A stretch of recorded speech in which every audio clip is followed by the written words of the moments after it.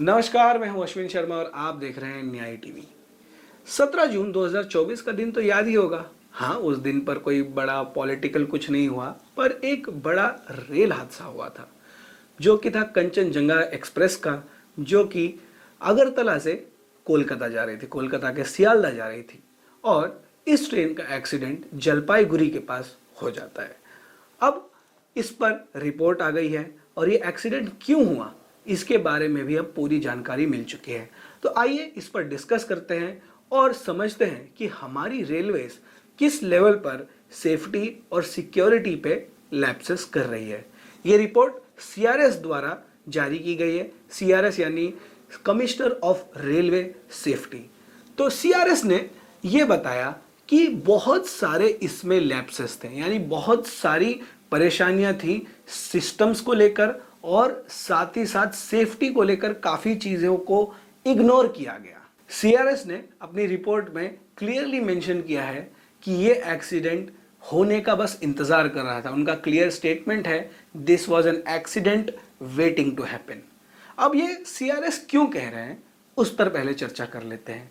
ये एक्सीडेंट दरअसल ऐसे हुआ कि जो ये पूरा सेक्शन था वहां पर दिक्कत चल रही थी सिग्नलिंग सिस्टम्स को लेकर। ऑटोमेटिक सिग्नलिंग सिस्टम्स तो अब आपने देखे ही होंगे कि जैसे ही ट्रेन पास होती है सिग्नल ग्रीन से रेड हो जाता है, पर वो ऑटोमेटिक सिग्नल्स में कुछ दिक्कत चल रही थी। अब दिक्कत जब ऐसा आता है तो अब आप ट्रेन्स नहीं रोक सकते, तो आप कॉशन के साथ ट्रेन्स चलाते हो।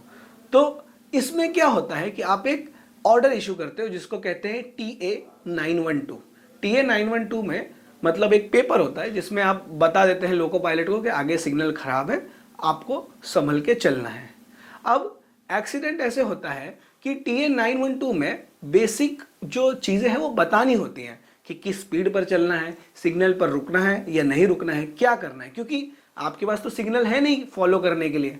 तो जो कंचनजंगा के जो लोको पायलट थे वो थोड़े से एक्सपीरियंस थे, तो उन्हें पता था कि 15 किलोमीटर की स्पीड पे चलना है और हर सिग्नल पर 1 मिनट के लिए रुकना है। भले ही वो सिग्नल काम नहीं कर रहा, पर रुकने से एक सेफ्टी बनी रहेगी।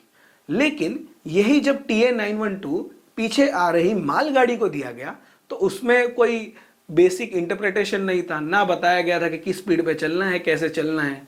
मालगाड़ी वाले भाई साहब 80 के स्पीड पर चल रहे थे।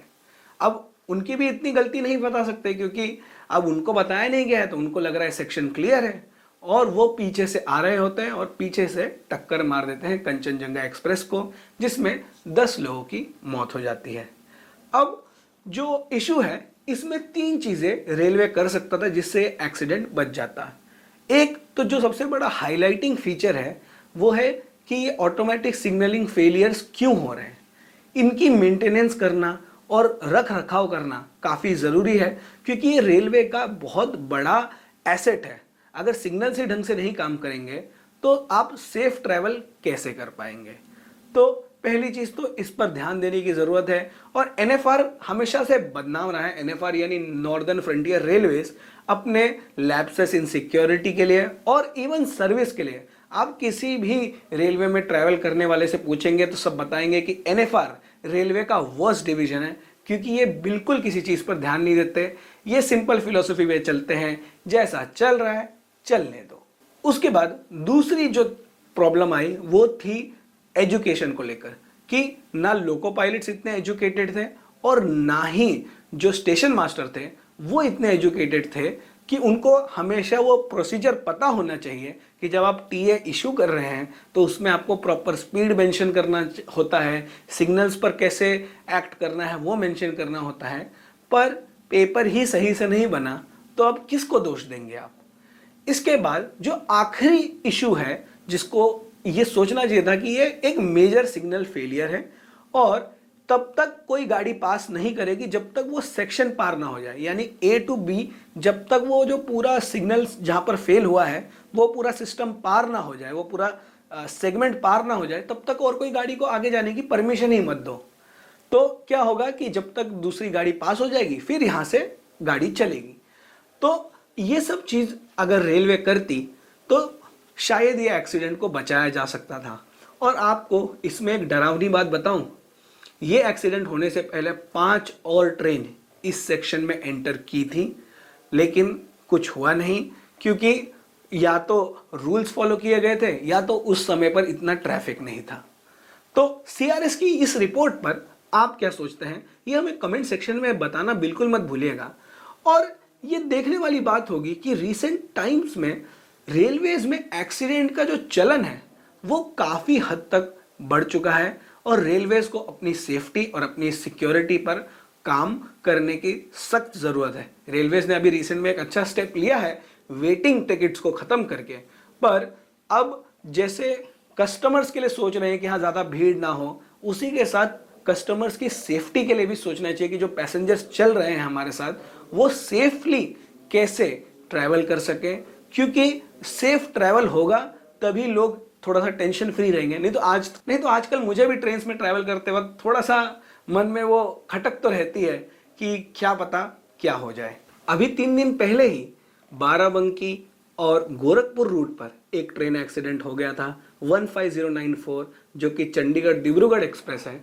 उसके कई डब्बे पटरियों से उतर गए, और ये एक रीसेंट और एक हादसा है रेलवे की लॉन्ग लिस्ट ऑफ रेल हादसों में, क्योंकि इतनी अब लंबी लिस्ट बन गई है। पहले तो सरकारें ये कहती थी कि अरे इतने समय में कोई रेल हादसा नहीं हुआ, और अब देखिए हर 1-2 महीने में कुछ ना कुछ तो हो ही जाता है। तो ज़रूरत है सेफ्टी और सिक्योरिटी पर ध्यान देने की, और ये मेक श्योर करने की कि रेलवे में जो भी सफ़र कर रहे हैं उनका सफ़र आरामदायक हो और सेफ हो। इस विषय पर मैं फिर से कहूँगा, अपनी राय कमेंट सेक्शन में बताना बिल्कुल मत भूलिएगा। अगर ये इन्फॉर्मेशन आपको अच्छी लगी तो इस वीडियो को लाइक ज़रूर कीजिएगा, इस वीडियो को शेयर ज़रूर कीजिएगा, और हमारे चैनल को सब्सक्राइब करना बिल्कुल मत भूलिएगा। तब तक के लिए धन्यवाद।